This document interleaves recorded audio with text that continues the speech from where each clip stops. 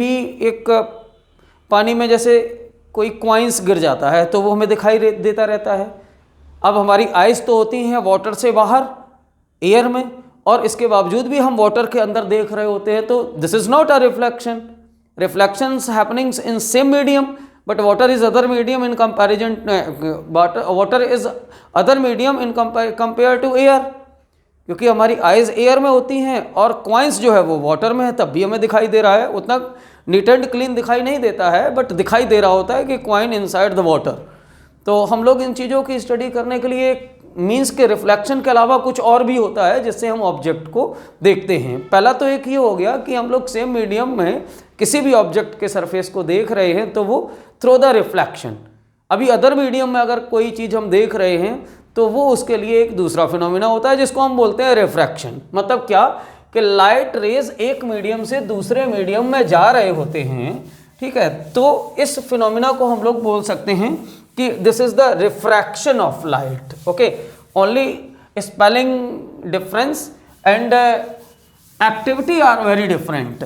मतलब समझ रहे हैं कि यहाँ पर सेम मीडियम की बात कर रहे थे, अब हम लोग बात करेंगे डिफरेंट मीडियम की। ओके, तो now we discuss about the refraction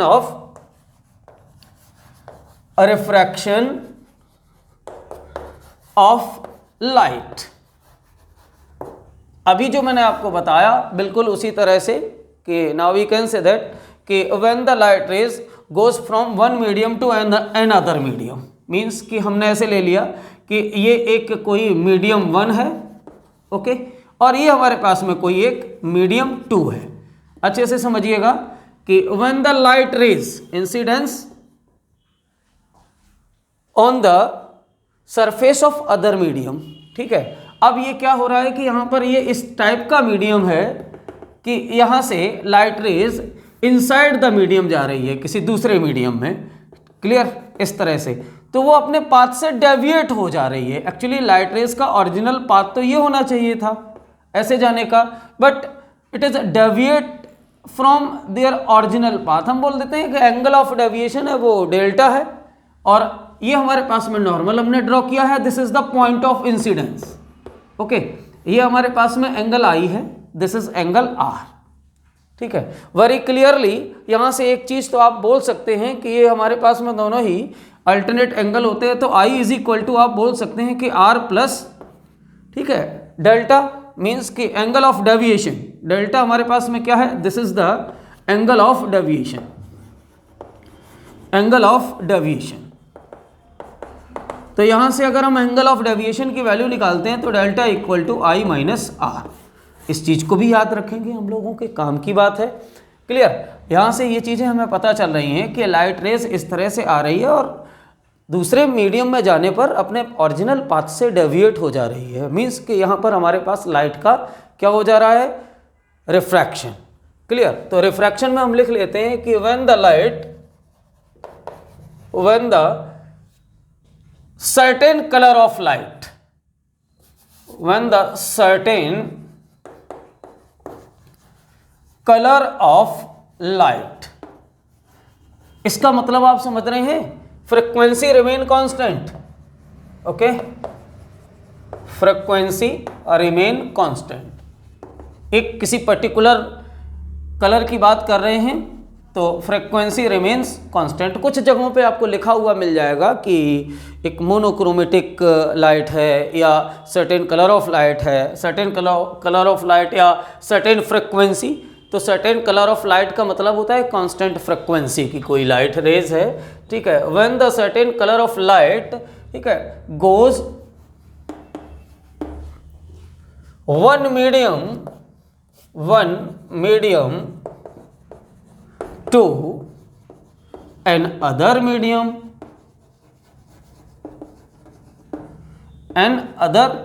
it deviated their original path. This phenomena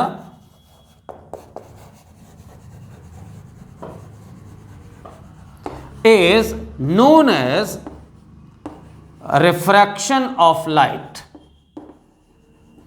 refraction of light.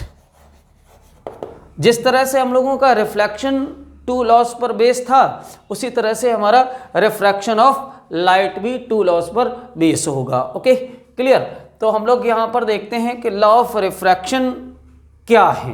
Clear. तो first of all we discuss about the some activity of light when the light goes from one medium to another medium. First activity कि हम लोग यहाँ पे देखें कि पहले concept को याद रखेंगे कि अगर हमारे पास में लाइट रे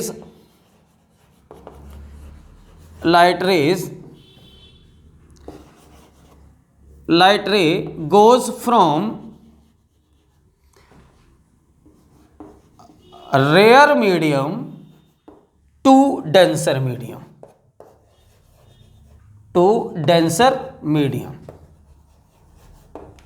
okay, then refracted ray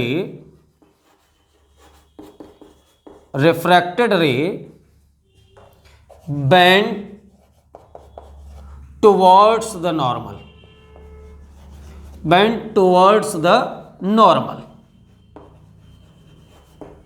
and vice versa।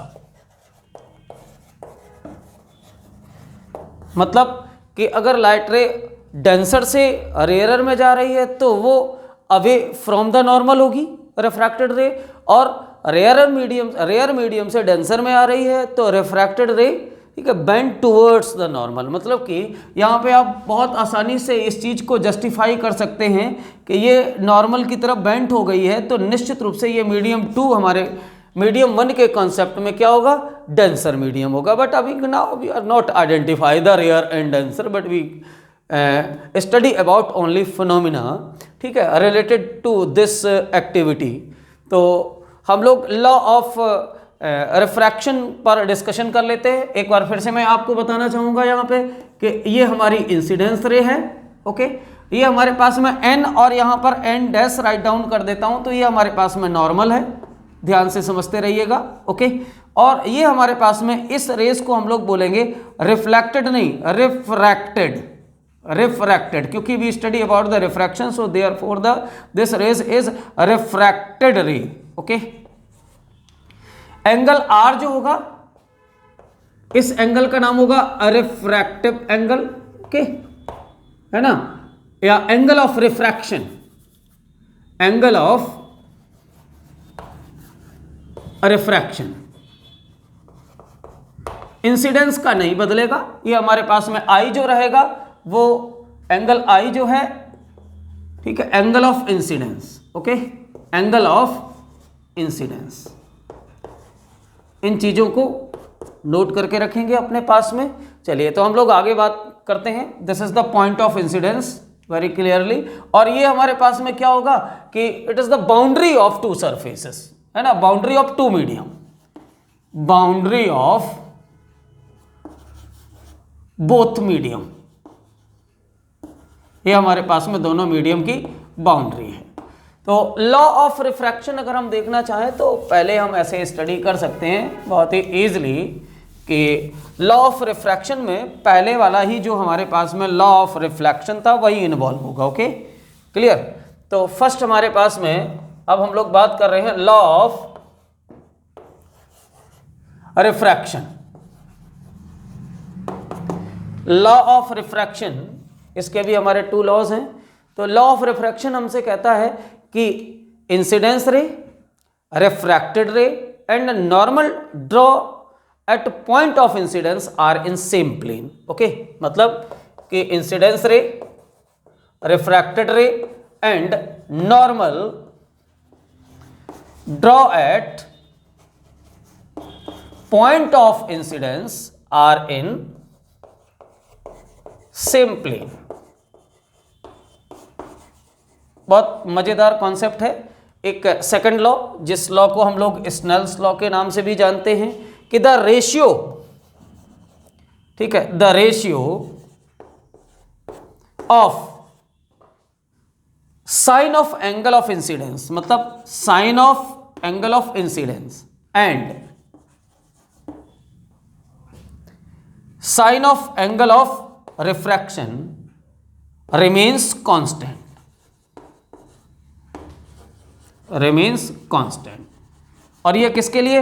For certain colour of light. Okay, जो लाइट की फ्रीक्वेंसी कांस्टेंट है ये उसी कलर के लिए, ठीक है, कांस्टेंट होगा। और विच इज कॉल्ड, ये कांस्टेंट जो है इसको हम लोग कुछ कहते हैं, which is called refracted index, refractive, which is called a refractive index of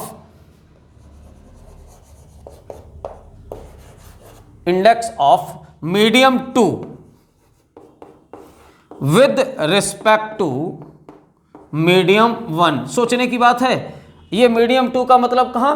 जहां पर भी आपकी रिफ्रैक्टेड रेज रह रही होगी उस मीडियम के, ठीक है, अरे तो है उस मीडियम का refractive index with respect to जहां से लाइट आ रही है। मतलब समझ में आ रहा कि अगर हमारे पास में लाइट रेज नॉर्मली एयर से आ रही होती है, किसी भी मीडियम में किसी भी मीडियम में, ठीक है, एंटर करती है। जैसे मान लीजिएगा कि लाइट रेज अगर एयर से वाटर में आ रही है तो आप वाटर का refractive index with respect to air लेंगे। मतलब यहाँ पर अभी मैं बात कर रहा हूँ मीडियम 1 और मीडियम 2 की, तो यहाँ से हमारे पास आ जाएगा कि sine I upon sine R, ठीक है, is equal to second medium में क्या पहुंच रही है? Refracted rays. तो ठीक है, सेकंड मीडियम में क्या पहुंच रही है? Refracted rays. और कहां से आ रही है? मीडियम फर्स्ट से।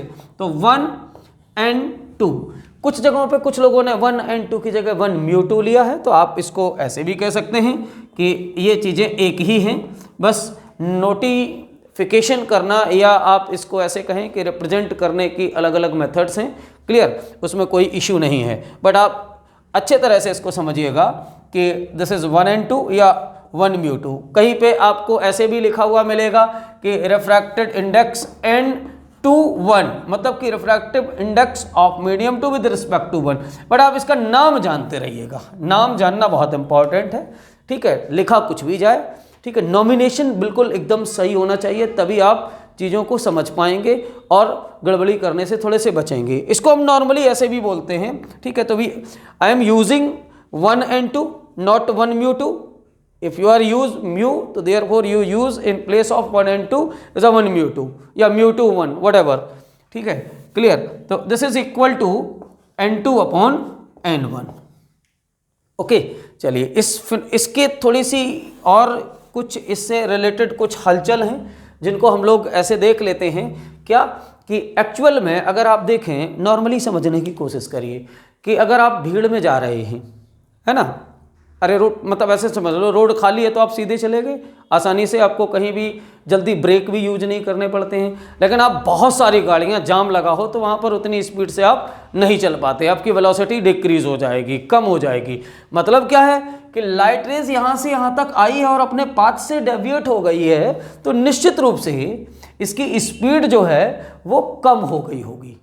क्लियर, समझ रहे हैं? तो हम लोग यहाँ से देखेंगे कि when the light rays goes from rare medium to denser medium, therefore the velocity of light is decreases। तो हमारे पास में क्या हो जाएगा कि पहली चीज समझेंगे कि लाइट रे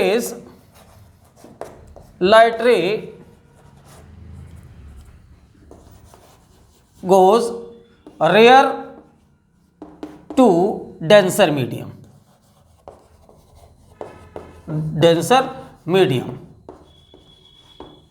the velocity of light, ठीक है, the velocity of light decreases। अब इस बात को थोड़ा समझेंगे आकर के कि ये रिफ्रैक्टिव इंडेक्स से कैसे रिलेटेड है। एक्चुअली रिफ्रैक्टिव इंडेक्स का कोई बहुत बड़ा इशू नहीं है। रिफ्रैक्टिव इंडेक्स जो है वो एक कॉन्सेप्ट है छोटा सा, क्या कि अभी एयर की बात करें तो एयर गैसियस फॉर्म होती है, मैटर की गैसियस फॉर्म है जिसमें पार्टिकल्स बहुत दूर दूर होते हैं, ठीक है, clear.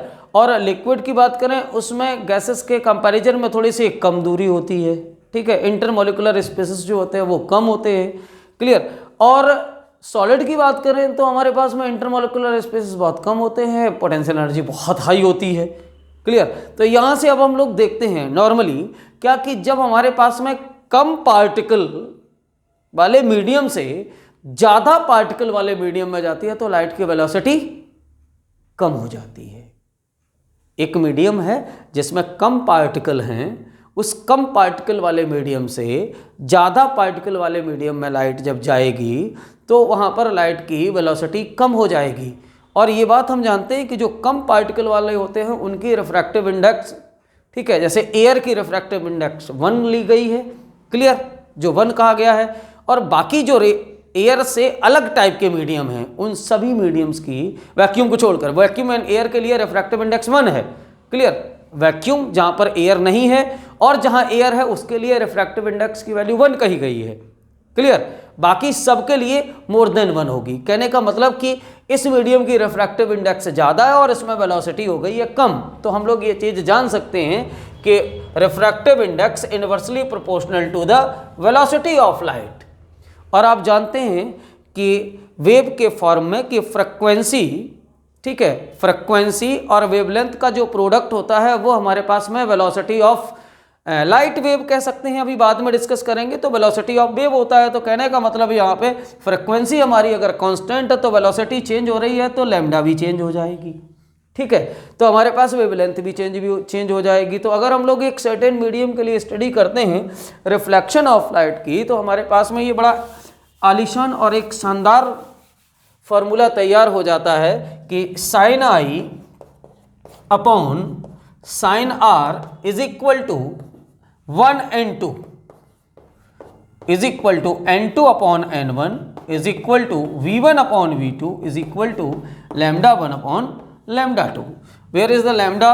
The wavelength of light in one medium lambda 1 and lambda 2 is the wavelength of light in other medium. Okay, तो ये चीज़ कंफर्म हो गई आपकी, क्लियर। यहाँ तक आपके पास में रिफ्लेक्शन ऑफ लाइट, इसकी और भी एक्टिविटीज़ हैं, उन सारी एक्टिविटीज़ को हम लोग एक सेपरेट वीडियो में स्टडी कर रहे होंगे, क्लियर। चलिए तो आगे बढ़ते हैं हम लोग और अगले काम को हम लोग करेंगे। और एक और टॉपिक इसी से रिलेटेड है, इसका एक टॉपिक है जिसको हम लोग जानते हैं क्रिटिकल एंगल। क्रिटिकल एंगल, ठीक है। अभी जो क्रिटिकल एंगल होता है वो रिफ्रैक्शन का थोड़ा